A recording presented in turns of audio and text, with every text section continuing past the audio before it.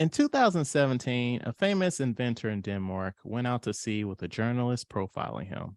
He returned to shore alone.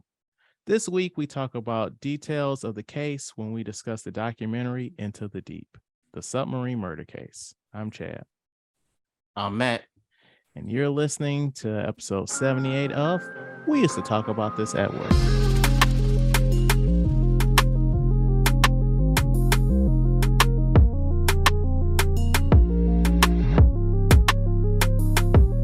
So how you doing, man? I'm tired, actually. I've been busy, work stuff, kid things, but I'm okay. I'm glad this podcast started an hour later than it normally does. So give me an extra hour to get ready. You can thank my daughter for that. Appreciate it. Yeah, I after last week's episode, I feel like it's important to genuinely check in and ask, are we okay? And this is not me being jokey or anything like that.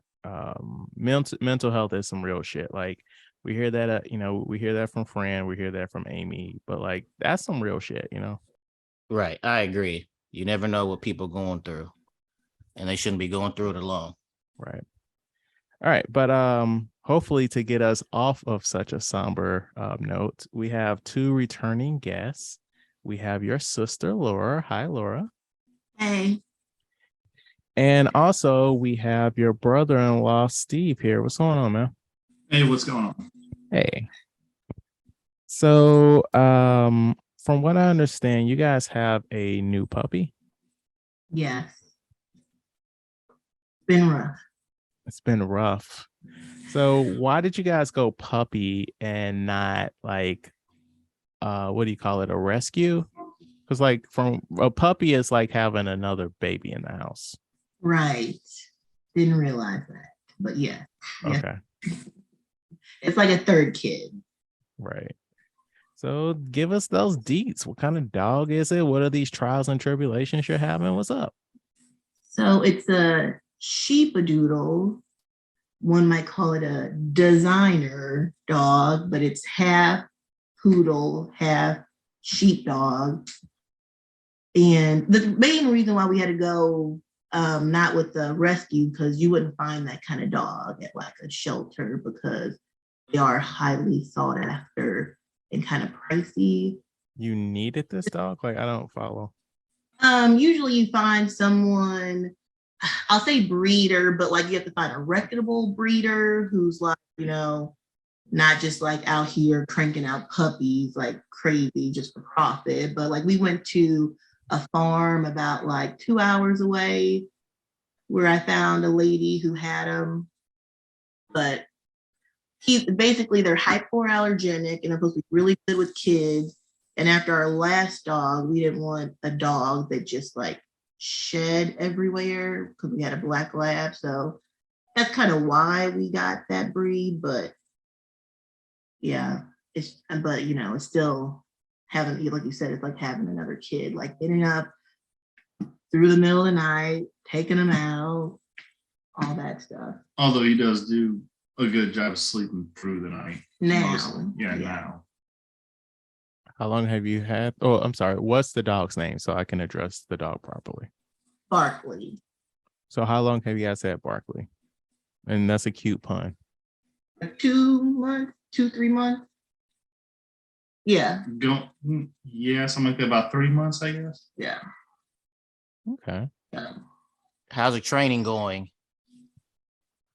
Because I know you posted before about the dog button stuff, and I thought that was cool, where you see like when a dog is hungry, he hits the dog button, and if he wants to go out, he hits this button.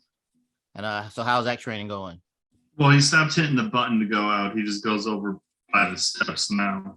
So, I mean, he still tells us, he just, doesn't hit the button like he did before. It's like he knows how to hit the button, but he's choosing not to. Just like you would have a kid, like, it's like he's purposely doing it. We're like, hit the button, and he just looks at you, and he's like, and he just is like, I'm not hitting the button. So. That's funny. That seems about right with kids. Yeah. And And also, like we always, well, I never thought I'd be the person who'd be like, I'm sending my dog to doggy daycare. Cause like I had a coworker who did that. And I'm like, that's crazy. Like dogs need to go to daycare. Yeah, I'm that person now. He's going to daycare. I didn't know that you That- guys were affluent. Can we talk about that? What do you mean? Yeah, I'll send the dog to the daycare. You Well, carrying it around in a Gucci bag, like Well, for that, the daycare part is if Laura has a bunch of meetings on one day, then it's just easier for her to do those meetings while he's at the daycare. We could say that, but also gets him out of my hair for a full day. And I don't know, they said it's good for him. Like it's supposed to socialize him. He can learn from the other dogs. Like it's a legitimate. So is it just a daycare where like, all right, they're gonna have stuff for him to do, but are they like teaching him anything, like sit and roll over or anything, or it's just They do a little. It's mostly just like we're watching your dog, and like different ones have different stuff. Like they have an outdoor area, and like you would when you take your kid to daycare, they have like little play stuff for them to do. I mean, they teaching my kids stuff at daycare. Okay, well, you probably have to pay extra for that for the dog. So he's just learning from the older dogs around him. So he learning all the bad habits. I got you. Possibly, but That's what he said. That other dogs was like, they got you pressing buttons to go outside. Man, just stand by the door. Right. That's exactly what's happening. But all right. Well, I wish you guys all the best with your third child. thanks. He's getting better, so that's all that matters. Mm-hmm. So, what have you been up to, Steve? I asked him what do you want to talk about. He's like, I got nothing. I'm like, I don't. he's been talking about how the adult happy meal. I'm like, talk about that. Did you actually get one? No. Because he thinks it's stupid. All right, let's talk about this because I've gotten one. Well, Okay. actually, I've gotten two actually. I'm probably real cheap about it, but it's like only $2 more than like a normal meal. So I'm thinking, why am I going to pay an extra $2 for a toy that they try to make nostalgia, but it's. Well, the only thing nostalgic about it is the box. Like the toy is just collector's items. So it's like the point of the Happy Meal is the toy. Like when you were a kid and you asked for a Happy Meal, you didn't give a shit about the food. He was saying like, so the toy, if you really wanted it to be nostalgic, like why did they why does it look like that? Why the double? I think that's the signature of the cactus. Yeah, whatever brand. Yeah, that's or some whatever. sort of, yeah. Yeah, they're like a streetwear brand. I looked it up. It's like that's their signature, but you have like our age people, like, do we want a hip Happy Meal toy, or do you want one that like what reminds you of when you were a kid? Well, you got to look at it from this perspective, right? It's not yes, McDonald's is offering it, but they aren't offering the toys, right? Like the whole point is that Cactus Flea Market gave them money to do a Happy Meal. And it's the same thing with the Happy Meals when we were kids. Like if you got that Disney's Aladdin Happy Meal or whatever, Disney was like, here are the fucking toys, and McDonald's was like, bet. So we will market it out. So Cactus gave them money for this, and so these are the toys that you're getting. Okay. Then Lego need to hop on this, and because I know a lot more people will be getting Happy Meals if Lego was giving away some special stuff in a Happy Meal. Well, funny enough, I was looking at some stuff, and like in '99, there was a Lego Happy Meal. Oh, yeah. Did you jump on those? At the time, no, because like I was 13, so I really wasn't getting Happy Meals. Oh yeah, you was grown. You was eating double quarter pounders with cheese and things. Yeah, that's when I was a bit of a husky chap. But no, so I've gotten two of them. I've gotten Birdie and also the Cactus guy so far. And I did the Big Mac and the chicken nuggets. And yeah, you're paying that extra money for the toy. I would like to at some point get all 4, but I also don't want to keep spending like $12 on a Happy Meal. And it's Right. gambling basically. So at this point, I have a higher chance of getting something else that I already have, since I got half Is of them. it is the name of them written on the package, or you can't tell from the outside what's the toy is?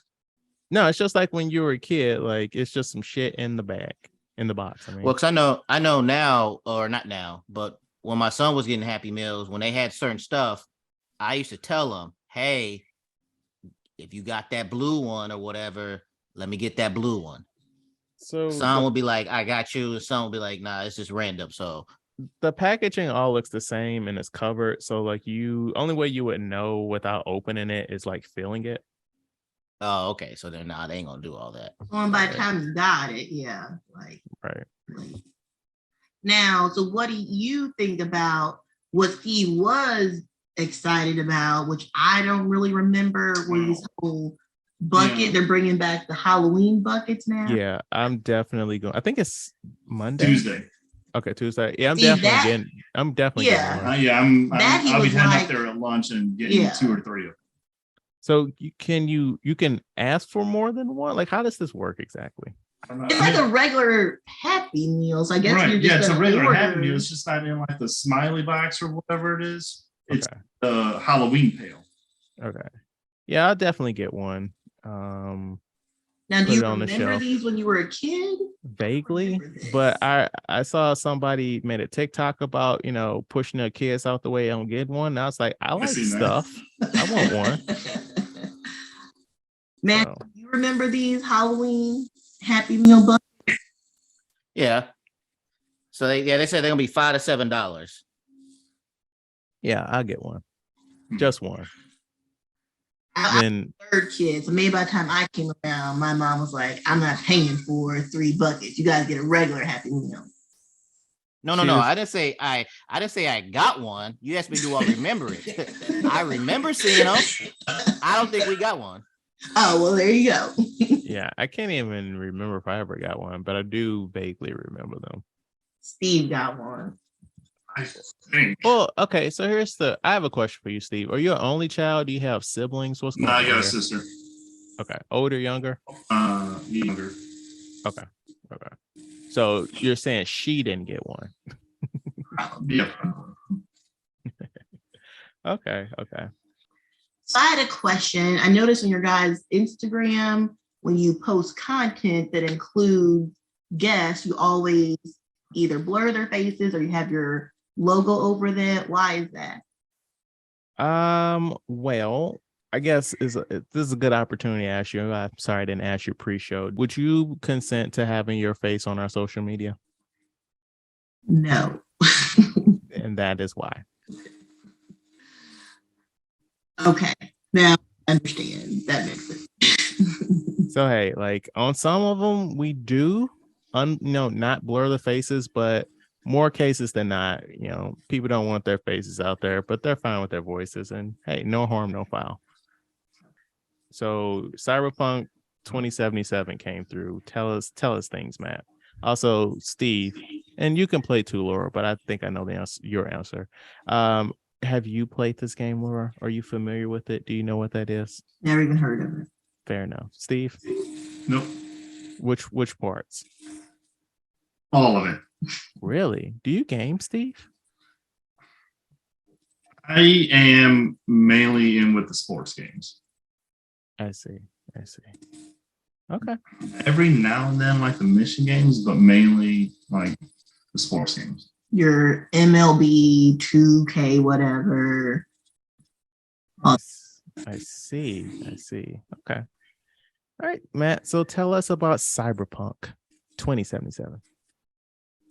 Thanks again for the game. Okay. So first things first is you create your character just like on anything else. So as I'm creating my character, you pick the face, it's rolling death, blemishes, scars, things like that. Of course, like every video game where you can create a character, I always rock with a female. So as I'm creating this female, next thing you can adjust is the size of the breast. And during this time, my son was in the living room watching me. And I was like, as soon as it dropped down to show those titties, I was like, so that I could tell Okay, that so hold up a second. So you didn't make it clear that she was naked, because like on some Oh, no, games it'd be she- like, here, make the adjustments, but there weren't clothes. oh no, she was butt ass naked. Could you spin it Ass. around and see that ass? She was bucket naked. Yes. Oh, could you Yes. adjust that ass? Could you give her a BBL? You cannot adjust that ass, but you can adjust that pubic hair if you want that 60s Wait. look. Wait, what? Wow. And you can adjust if you want that 60s look, you got that. If you can, we in modern times. So if she wanted to have a dick, you could put a dick on her. If you didn't want her to have anything, nothing, or vagina. So when you say anything, you can make it like smooth, like a Barbie doll. The Barbie doll. Yeah, you can have clean shaven. You can have, No. I meant like that- No, like nothing there. genitalia. Oh yeah. Nothing like a Barbie doll. Yes, correct. Wow, the level of detail. The future is now. Right. So when my son seen those titties, he could tell that he seen something that he know he shouldn't. So then he turned around and started looking at his iPad, and I was like, "Yep, Matthew, time for you to go to your room." So, what is the point? It's like can you, like, when you're in the real world, when you like in the game world, can you just walk around with no clothes on? Like, what's the point of opening being naked? Like, or do Okay. you have sex with people? Okay, as so far in the game, I haven't had sex in the game. I don't know if you can or not. Also, it does not matter because I created my outfit, my wardrobe, and I'm like, oh, she looking nice in these clothes. And then like you can save it. So I accidentally hit the wrong one. And as I'm playing the game, like as she get in the car, I can see through the window. I'm like, hold up, is she naked? And she's naked. And I was like, damn. But then like the whole interactions, even storyline modes or whatever, it has no bearing on anything. So my character was just naked just to be naked, but it wasn't like people were like looking at me. I was walking down the street and stuff like that. That's no bearing. Were you playing online with other people? Well, no, I'm playing just a story mode. But if you were, would you just be walking around naked? Right. Okay. I had no idea this is what I bought you, but it's not like you're a kid where it's like, I bought this for a kid, and then their parents walk in like, what the fuck did you buy my kid? So Right. But overall, like, any other Grand Theft Auto, Far Cry thing, but it's getting too complicated for me. Like as far as the attributes, because as you do missions, you get money, you get skill points, stuff like that to change your character, upgrade this, upgrade that.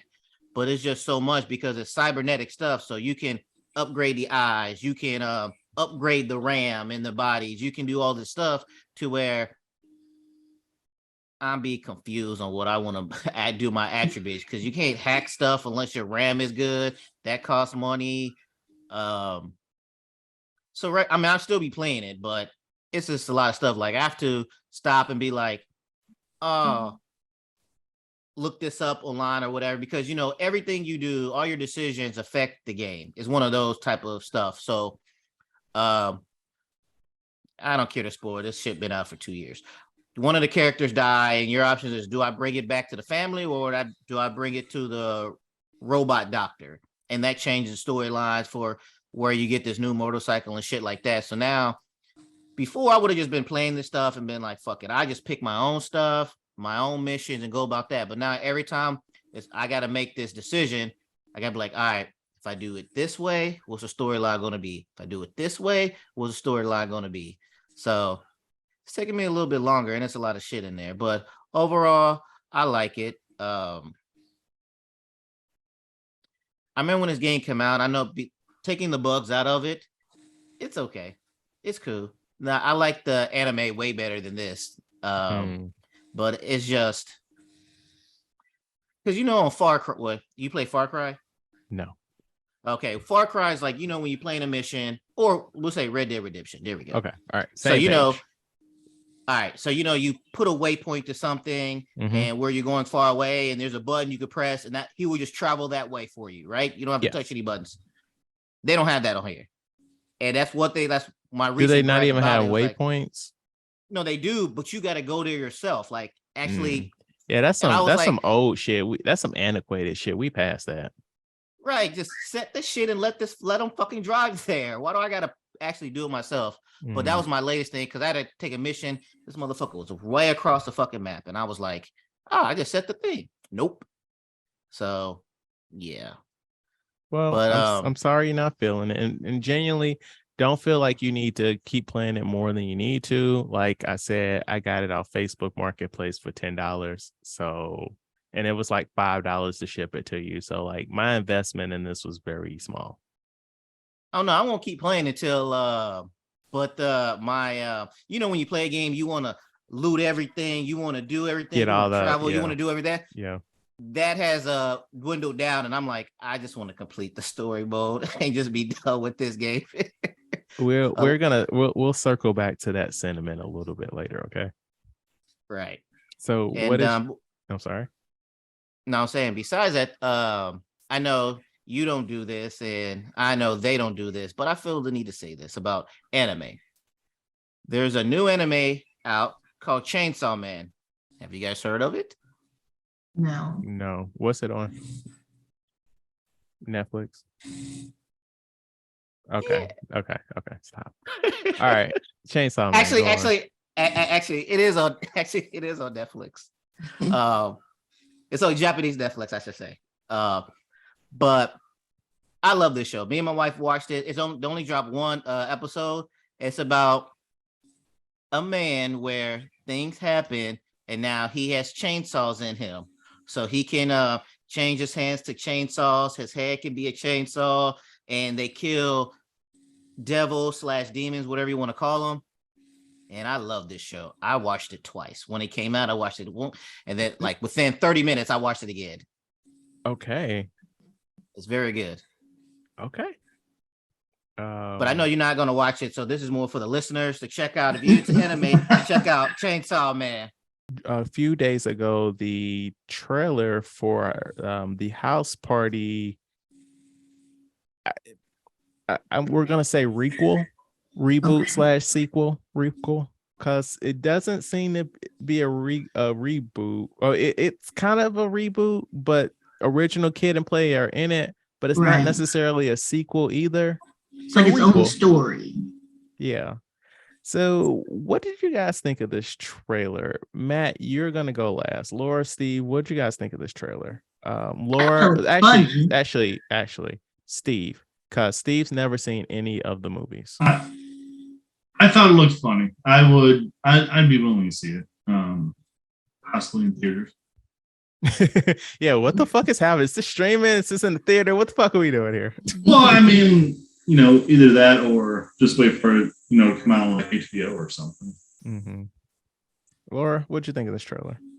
I thought it looked funny. I like the jabs at LeBron. I like all the celebrity cameos. It looks like going to be in it.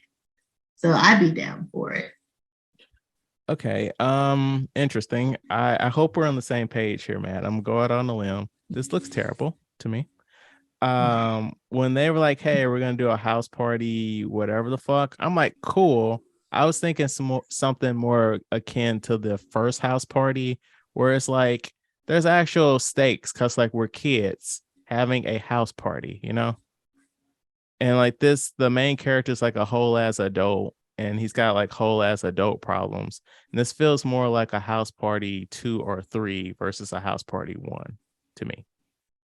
Yeah, this is trash, man. Because I shouldn't say it's trash. Do not call this movie House Party. You could have made this movie just based off the trailer, called it anything else, and it would have been fine. Kevin and Tyrone have a party. Right. It could be anything. But then when you go off the house party name, then you're tying more. What's what I'm looking for? You are putting more stuff, not pressure, focus on it to be something like this, to where basically it is just a house party. And there's been plenty of movies with people at party in the house. One of my what is that movie where those kids throw a house party and they had the young kids being the security guys in the front? Project X. Yes, love that movie. But was that called House Party just because it was like that? Mhm. So I believe that if this would have been just a regular movie, it would be fine. But when you throw in the house party name, then that pulls some other stuff into it to where I didn't like it. I mean, it's going to be fine for what it is, but it ain't a house party movie. What would you guys would have wanted in a, what's the word, requel, that would have made you happy? Like, they're having a party. Like, I understand they're not kids, but you said there's no stakes, Chad. Like, isn't there stakes that they could? They're trespassing.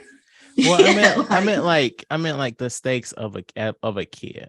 You know, where it's like we're I'm having gonna get in this house. trouble because I'm having this party. Yeah, so it's not only like potentially we could have police trouble, but also your parents are going to whoop your ass Mhm. if they find out. And then Mhm. also throw in a little mix of like you could get in trouble with the school too, similar to the original house party. But now this is just like we're trespassing. Also, I didn't like the part about I got to do this to get money for my so daughter. I'm so like, why? cliche, so cliche. I was like, yeah, why would you add that in there? Just like, we got this house, it's LeBron's house. We got to throw this house party, and then shenanigans happen. Why does it always be I got to do this for my kid or something like that? I was like, I didn't like that part. We gotta save. They want you to, yeah, they want you to feel sorry for him. They want you to root for him. Hard pass. I mean, it opened with him with it saying, "Hey, I'm a promoter," or like, "Okay, you're a hustler. You're trying to make this money. Cool. Do we need that extra little bit?" Right. So Yeah. this got me thinking to where, okay, all right, LeBron, I like you, man. You're a good dude. I know what This you're doing. is directly to LeBron James. Okay, at LeBron James. Right. You're a good dude. I see what you do with your I Promise School and everything. Commend that. Stand up dude, basketball player, all that stuff. All right, man. You had your first time, and now this is second time. Sure, I've never seen the movie. I'm basing this off the trailer.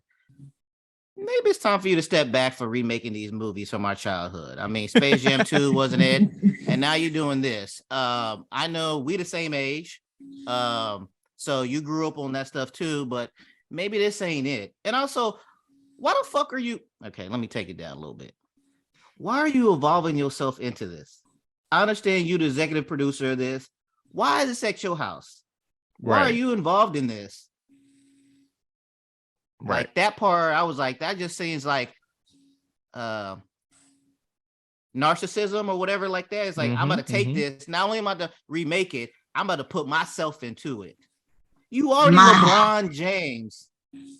So I just looked it up. LeBron James is bringing something else back from back in the day. He's a producer on let's just say a requel for Friday the 13th.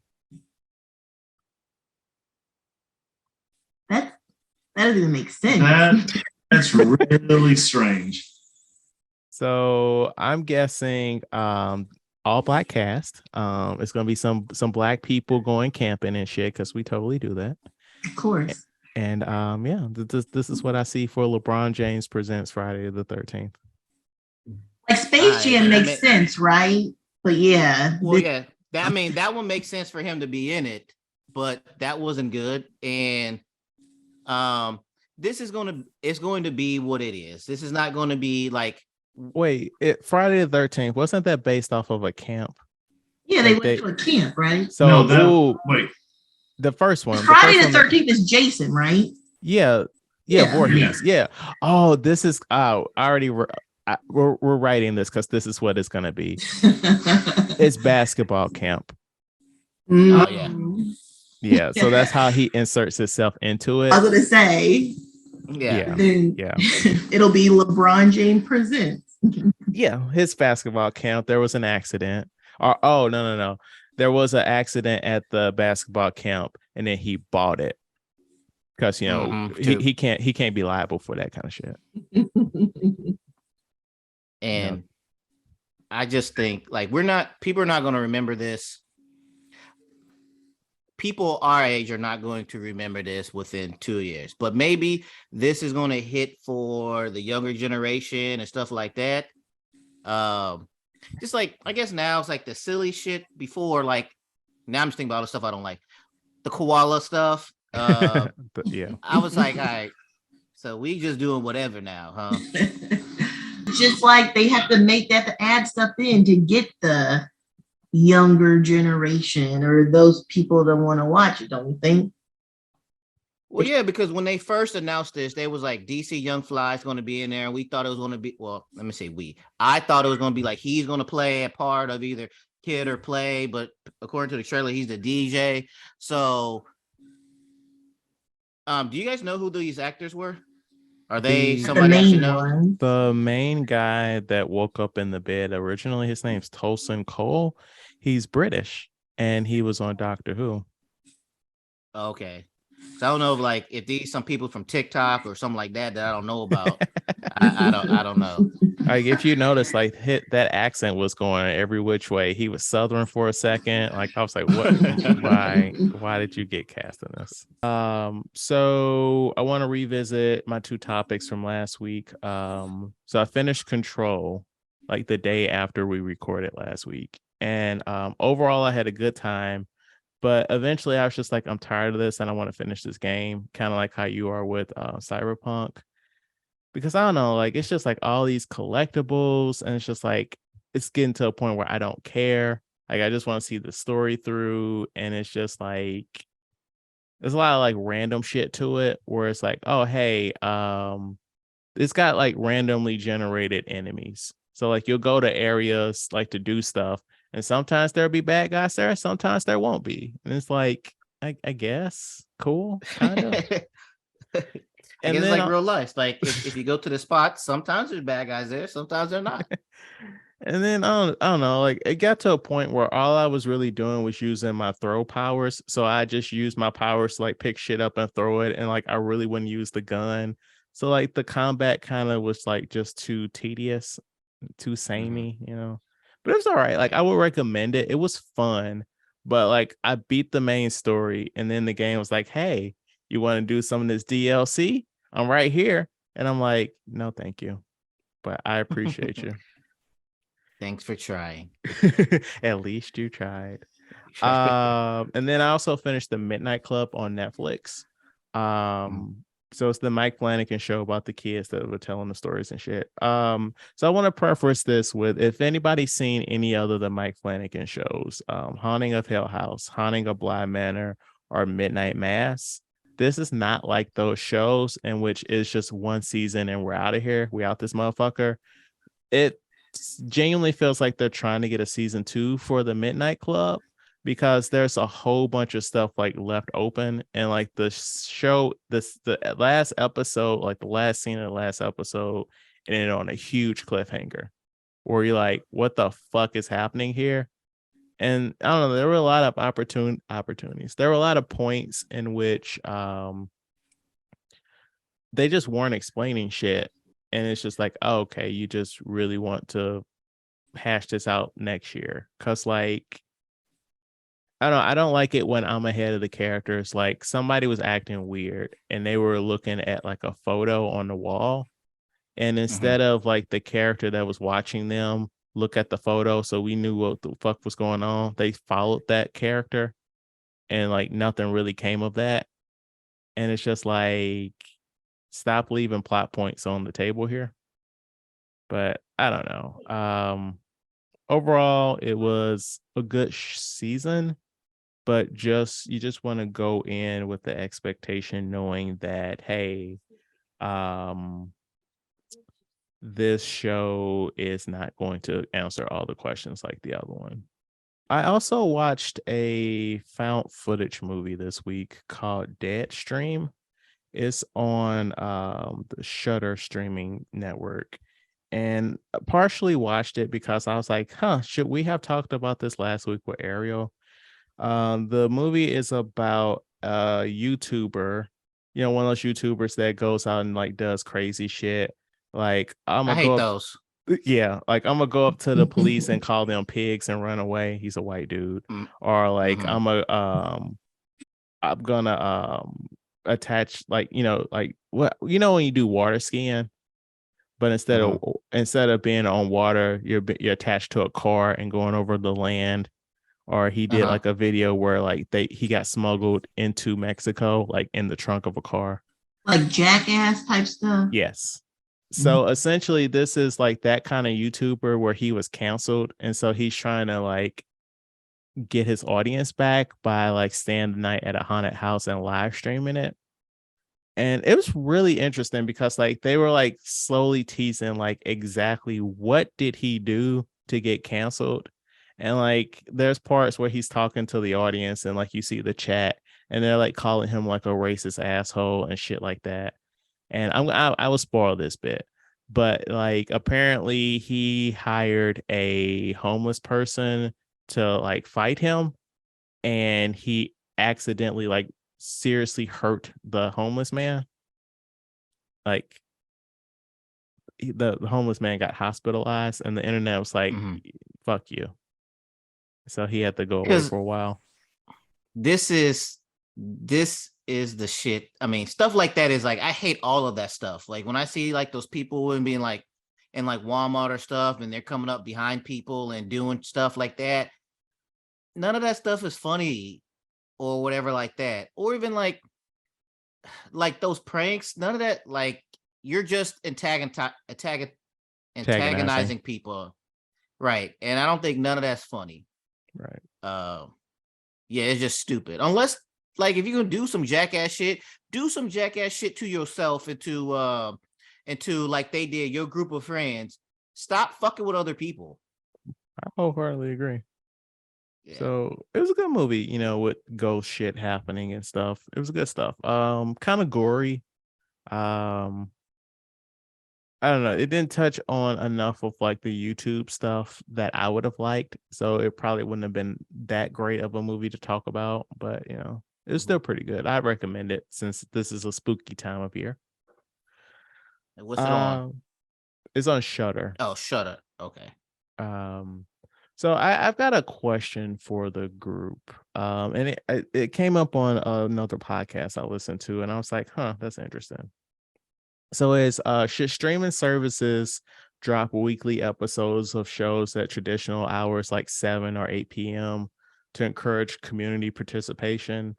Like, how like right now the hot show of the internet right now is House of the Dragon. And that comes on HBO. And basically, when that comes on HBO, the internet shuts down. No, shuts down's not the right word. The internet is a buzz talking about it, and like they're discussing it as it's airing. So, a lot of shows are starting to drop shows weekly instead of dropping the whole thing to like encourage like the conversation and to come back to the app.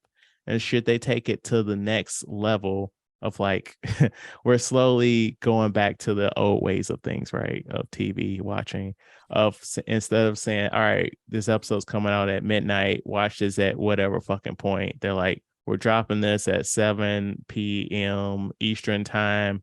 Let's fucking go. So what do you guys think about that? I personally, no, I hate that. I like all my stuff at one time. But as far as the social engagement, that only works if you got something that hits. So like of course, House of the Dragons and Stop being black, but see, Matt. You added that S on there. I said what I said. But like it's also things, okay, because you're gonna have all internet talking about this at 7 p.m. or 8 p.m., right? Mm-hmm. And then if you was at work or something and you missed out on this whole conversation to join in, and then you watch it the next morning, then it's like people have already, did their thing. But if you drop it at one time, then people can watch it and the conversation stays longer on the whole thing. Where even though every whatever day it comes out, House of the Dragons, people won't talk about it for whatever day it is that it comes out at. But then if you stretch it out, then you have the whole conversation about everything that lasts longer. Like I bring up that Jeffrey Dahmer thing. If they would have dropped one episode, people who would have watched it, sure, they would have talked about it. But since they was able to drop the whole thing, then it continues the conversation throughout thing, because people are going to be watching it at different times, different days, and everything else like that. Well, okay, in that specific example, that truly segments the conversation though, because like you could be on episode 5 and I could be on episode 1 and we can't have a conversation for real. Whoever's on episode 5 will be able to have a conversation with you because you're on first episode. I could talk about that, but you wouldn't go vice versa to me. And that's like what I'm saying. And that's what I'm saying. But that's just a segment of people, but you still have everybody else who's already done it. Because like even if it's dropped down every Monday, what if I just start watching it okay, people are talking about this now when it's 4 weeks in. Right, but that's I jump on it now. Right, but that's Dahmer, right? How many other Netflix shows where people don't do that shit? It's most of them. And that's the problem with Netflix. Like you drop all this you drop all these shows and the whole seasons on one day. And then the next week, Netflix is promoting the next shit. And it's like, we don't have the conversation. We don't have theory time, right? Like we've been talking about She-Hulk for the last, 6, 7 weeks, 9 weeks, however fucking many weeks, right? Because like there's stuff to talk about. And it's like, if they would have dropped all of She-Hulk, we would have talked about it 2 months ago and we would not be talking about it anymore. All right, Laura, what's your thoughts? Because I can keep going, but we got to get the guests in. I just hate waiting. Like I understand like what he's saying, and that makes sense. I just hate waiting. Like we haven't watched House of Dragon because I want to be able to watch it all at once. But that does make sense. Like She-Hulk, we ended up watching, and there's something to be said about like the anticipation and to be waiting on that next episode. Because I mean, we are, I guess, in a time where you can binge watch everything. And that forces you to kind of, I can't binge watch if I want to know and I don't want any spoilers from the internet. I need to watch it when the episode drops and there is a conversation. So I get it, but I just hate waiting. Like, I mean, but we're also getting a little bit away from the question. So like for your She-Hulk, instead of them dropping that at midnight, if they were like, hey, this is coming out at 7, where you could watch it as it drops with your kids or however you watch shit, right? And while you're watching this as it's coming on, you could also hop on Twitter and be part of the conversation. I don't like it at all, but I get it though. I'm with Laura. I don't like it. I'd rather have the stuff and do it myself, binge it. But I get it, because if you can do that, it's better for the show and everything else like that, because you have everybody talking about you on social media. Then you have all these people. Now you have time for them to, like you said, dissect it, talk about it, what they assume is going to come up the following week. And then the next day that it comes out, then you're back right at it again. But every show don't have that. Every show is not House of the Dragons or Game of Thrones, or I'm just naming it, Big Brother. That's a big following. I always see Big Brother when I'm on my Twitter about. So like certain shows have that where people are going to follow it week to week, comment on it. But if you don't fall underneath that, then you might get lost in the. It doesn't matter what time they drop it because people aren't gonna watch it and have the conversation. Right, because the audience is not big enough. Well, I shouldn't say big enough, because every show has their own little group of people, but they're not going to be trending on Twitter because it's going to be the popular ones. Right. And I'm just saying, just for the popular ones, like we aren't going to do that on like some fucking random show, some new IP, right? It would be like for your Andors or the latest Marvel show, you know? Right. I mean, I get it I get what you're saying, but as like Laura said, I want my stuff dropped in. It's personally, I want my stuff just dropped in. But like you said, we wouldn't be talking about She-Hulk every week. So that gives us content to talk about every week. But personally, just drop this stuff and I'll be good to go.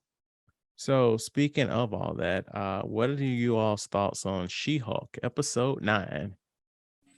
I want Chad to go first Ooh, you want me to go first? I love it. because we watched it, Yeah. and I'm interested to see your take on that. So I did like the finale. This whole season, She-Hulk has been breaking the fourth wall. So for her to go to the point of like literally walking through said wall and going to talk to the writers of the show, it made sense because like she was talking to the audience this whole season, right? So that makes sense. And like, not to be that comic nerd, but like that is also comic accurate. Like there have been issues where she's gotten fed up with where the story was going. And she's like, okay, I'm going to talk to the writer of this comic because like, what the fuck are you doing? And but to to like, I do like that. I do like how she's like, I don't like where the show's going, but I would like to push back on that and say, why did the fuck did they actually write this? Because it's like there's been a lot of stuff in this season where it's like y'all could have did a lot better. They could have given more character development to the secondary characters, right? I said a couple of weeks ago, I would have loved to have seen a B story where her paralegal and that dude actually stood in line to buy shoes.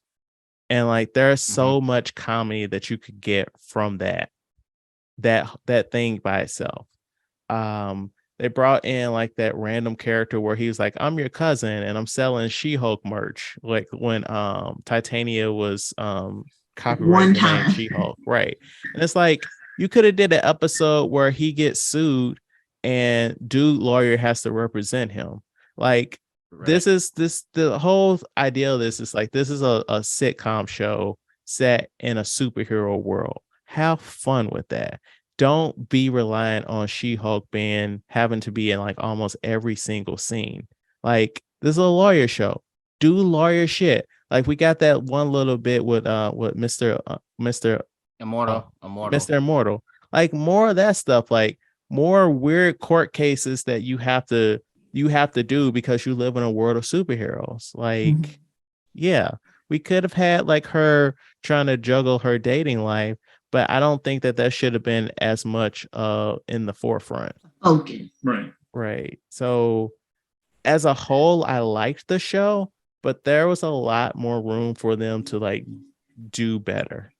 And from what I understand, this whole her breaking the fourth wall and going to Disney Plus and talking to the writers, that was they redid that. That was not the original finale, from what I understand. Do you know what it was? I do not. Probably the scene that they show. But those are my thoughts. So the whole breaking the fourth wall thing is, I'm not a comic book nerd. But she was doing it the whole show. I know, but I'm saying that's in the comics. Yeah. Okay. I mean, obviously it was very like Deadpool to me, not knowing that that's her thing. But yeah, I didn't like the whole Kevin thing. Like, I don't know. To me, to do that, it was like, what was the point of like the Hulk King, like that guy? Like it just, I understand where they were going with it. And she's like, I'm a lawyer. I don't want this big fight scene. Like, I'm going to sue him. But then they didn't even show her doing that. Like, it was just kind of like, this is the end. He's going to be held accountable. And I'm like, well, that's the thing. We don't know if he's going to be held accountable. And true. Realistically, he won't. Yeah. I mean, he's rich. So, Right. Yeah. So I don't know. It was okay. Like I was interested to watch it but I was more like I was interested to watch it because I thought it would be like that immortal guy. Like I thought she was gonna be handling different court cases each week, but it kind of was like a lot about like, oh, I'm dating, and that was the main point. So What did you think about Daredevil? Did you like that? I wasn't expecting him to come back. You thought it Yeah. was one time. And then what about the Hulk? Is it spoiler alert? Like he just has a son, like he just says it and that's it. I guess that's something that they would have explained, but she's like, this is my show. We don't care where he's been or what he's been doing. Right. I mean, that's gonna be one of those unannounced projects, right? Right. She-Hulk. Hulk goes to Sakaar and fucks.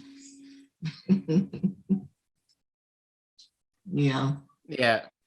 I am on the same page. I didn't like how she went to the writers. I like the fourth wall break, but then when you're like, I'm about to go talk to the writers and Kevin and all the other stuff, I was like, you're going too far with the fourth wall.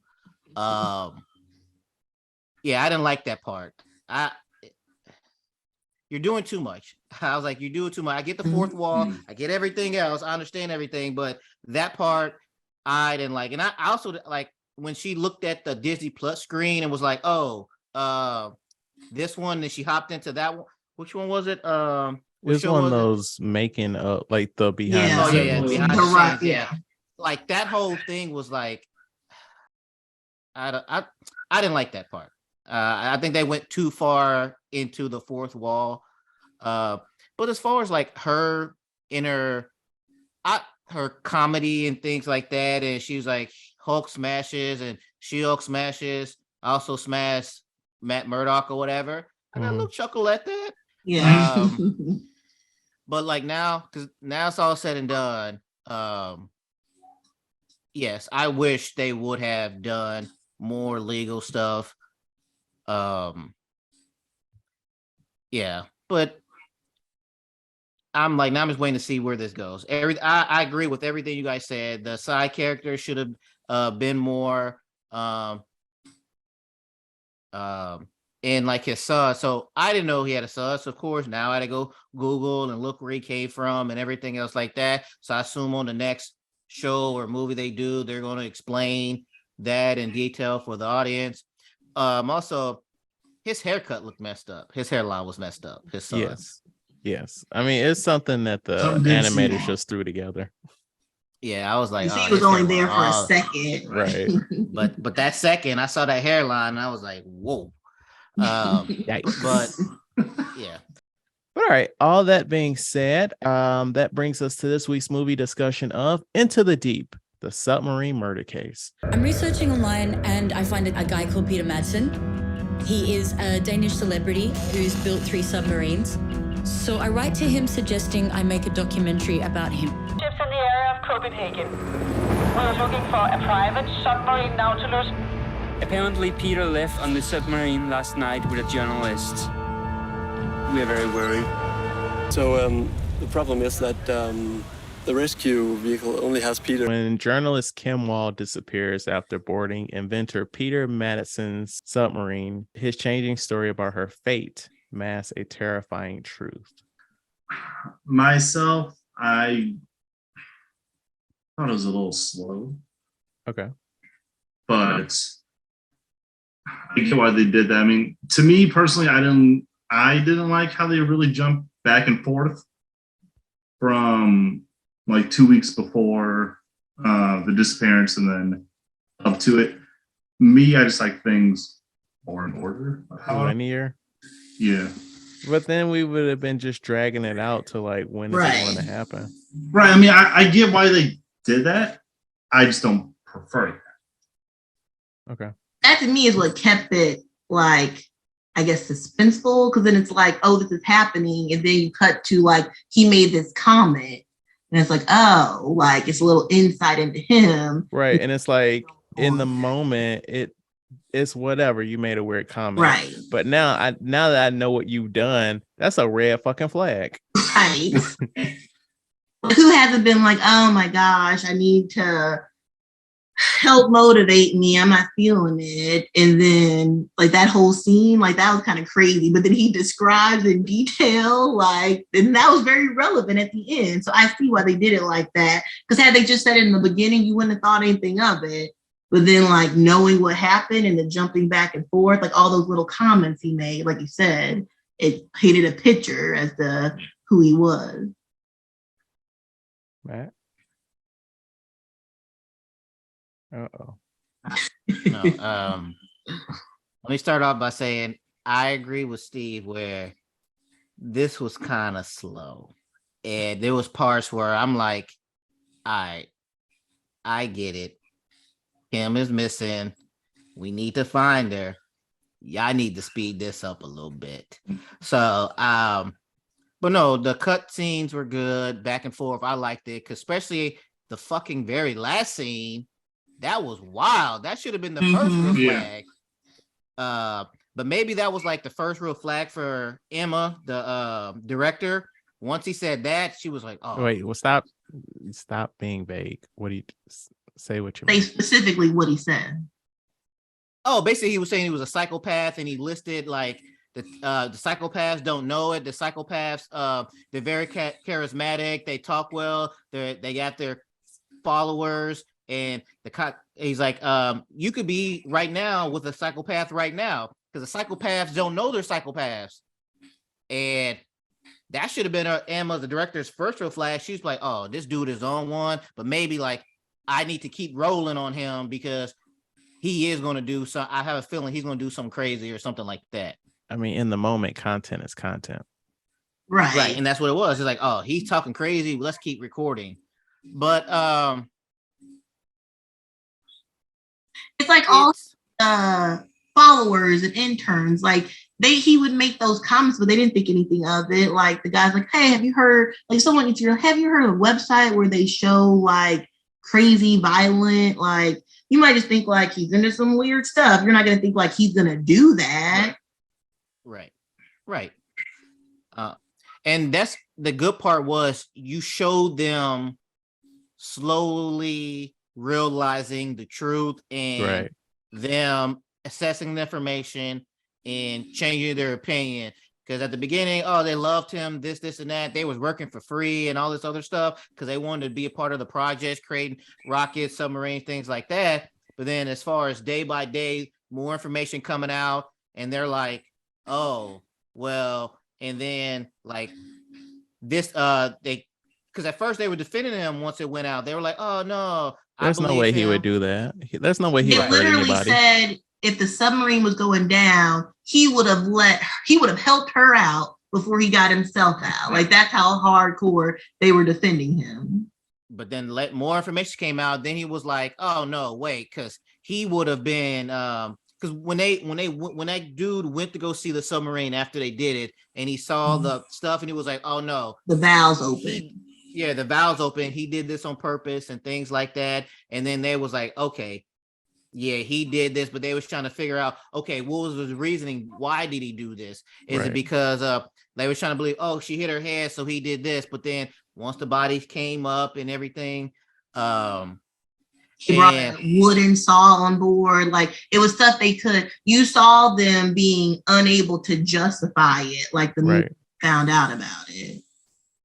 And like the thing was like, I know that at the end they said that the evidence of this movie helped the case because like the orange wood saw that they showed, but then it was missing later on. That was like perfect stuff to where it's like, if they didn't have that information, right? Would he have gotten a lighter sentence?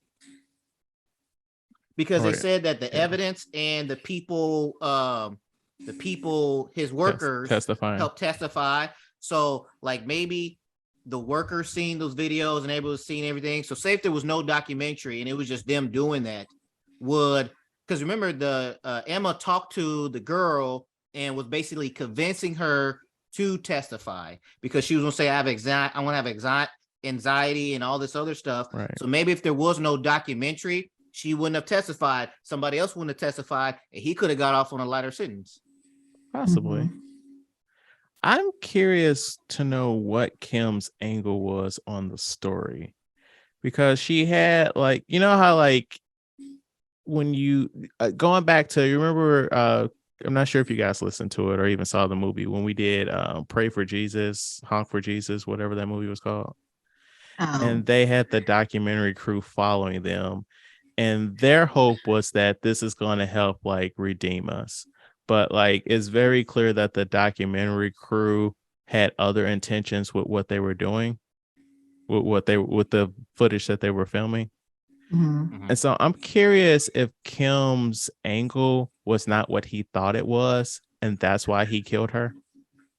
That's what I was thinking, because correct me if I'm wrong, she was there to. Oh no, wait, that's what Emma was. Emma was there for the. No, they spaceship. said that Kim was there to talk about the race between the two. Right. But once she got Okay. there, she probably was like, this motherfucker's crazy. My story's going to be about this.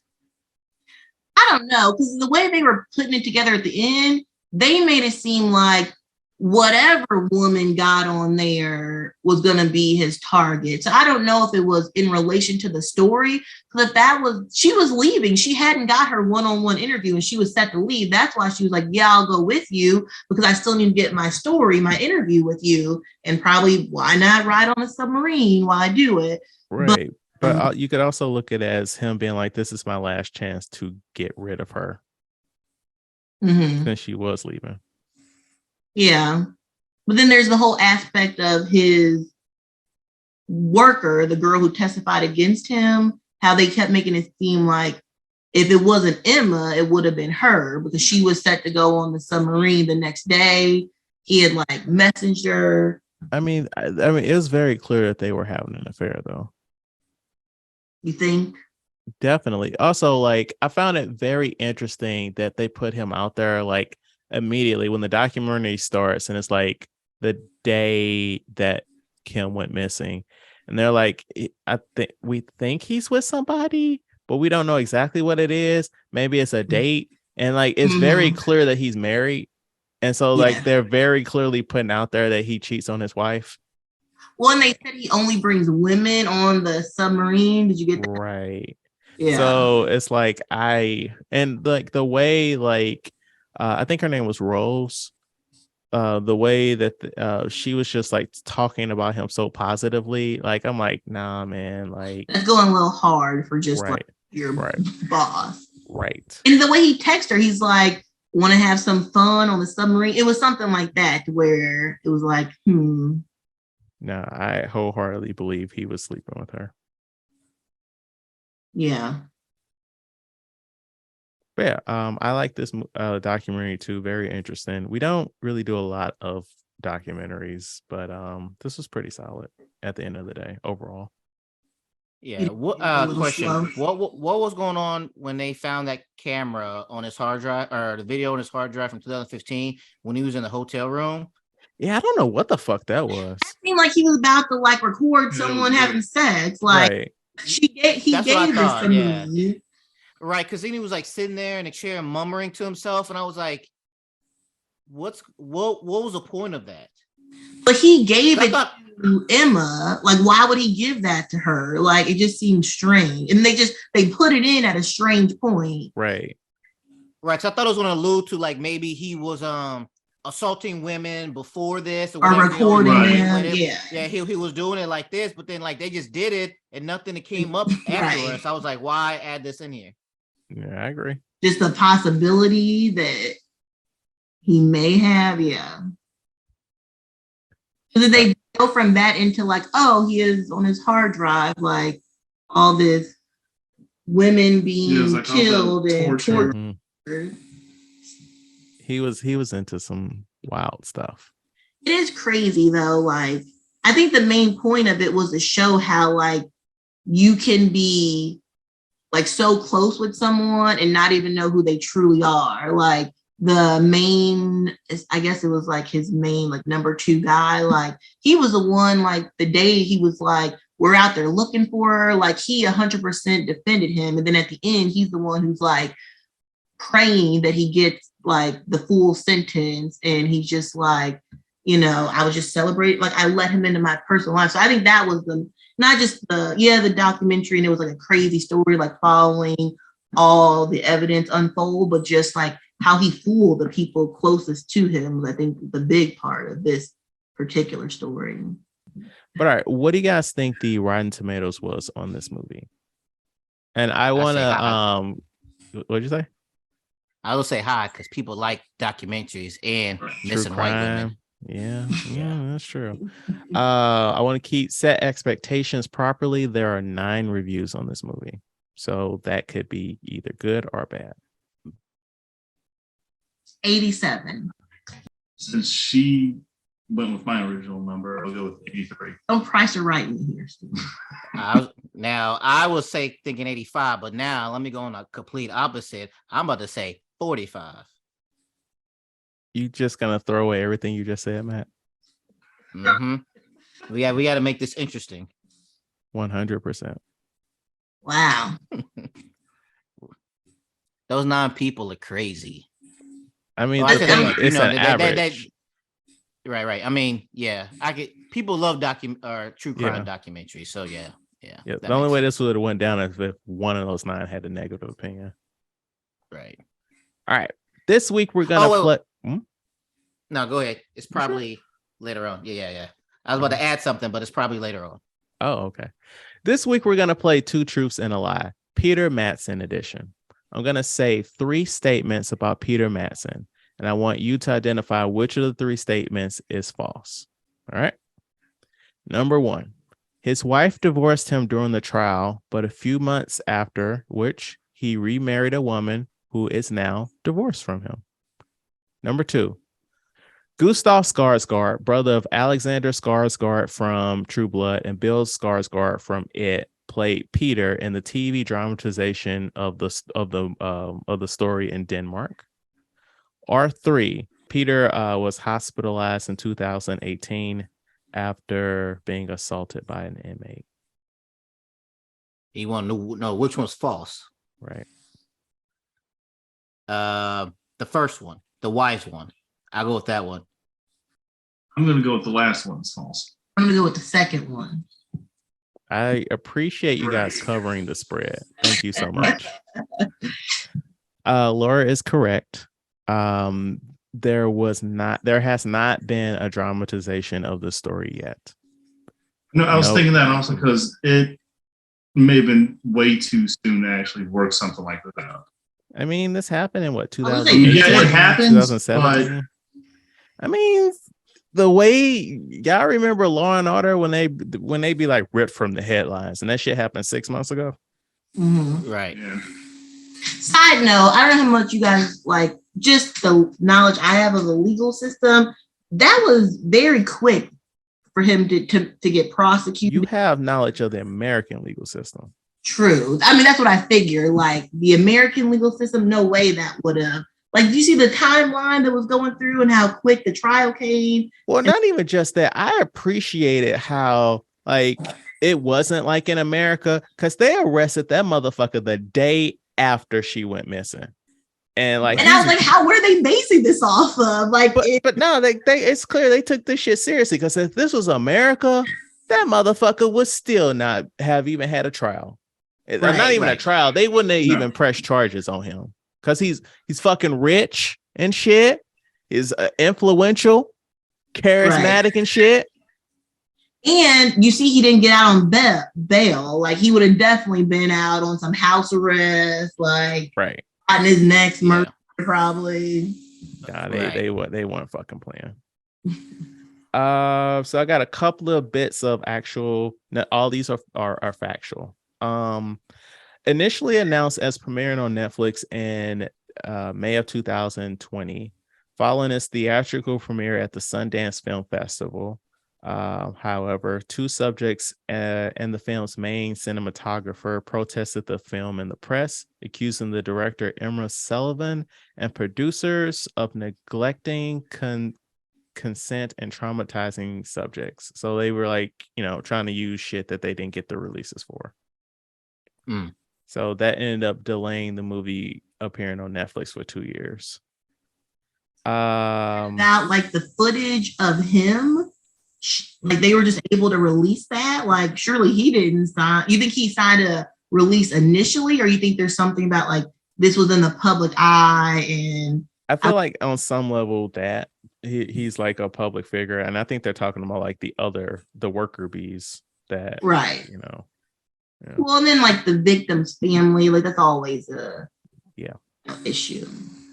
So apparently good old charismatic Matson, he had a relationship with a female prison guard. Because you know. Hey man, he's charismatic. He got the gift of gab. Shooters gotta shoot, right? Mm-hmm. And here's some wild shit. So October 20th, 2020, Matson escaped from prison. But he was arrested again in a nearby residential area. Like he didn't even get that far. But when the police discovered that, he was in the possession of something that kind of looked like a pistol, and he was wearing a belt that could potentially be explosives. They surrounded him with the bomb. They surrounded him until the bomb experts had determined all of it was a ploy. And so on February 9th, 2021, the court handed down an additional 20-month prison sentence, which obviously didn't mean anything because he has a life sentence, but it's going to play a role if he ever is up for probation. Yes. So he was, as they say, a wild boy. But yeah, do you guys have anything to plug before we get out of here? No. Short and sweet. Appreciate you guys coming out and playing with us tonight. So thank you for that. No problem. Yes, thanks for being on. Appreciate it. So thank you so much for listening. Please rate, like, and review our podcast on your platform of choice. If you have any feedback, please email us at weusedtotalkpod@gmail.com. Like our Facebook page, We Used to Talk About This at Work. And follow us on Twitter, Instagram, and TikTok at We Used to Talk Pod. Come back next week for our Halloween special, but not our Halloween special, just a Halloween special, when we review the Vince Vaughn body switching movie, Freaky. And like always, I don't know if this is a good episode. I don't know if it was a bad episode, but whatever you think about it, talk about it at work. Thank you for listening.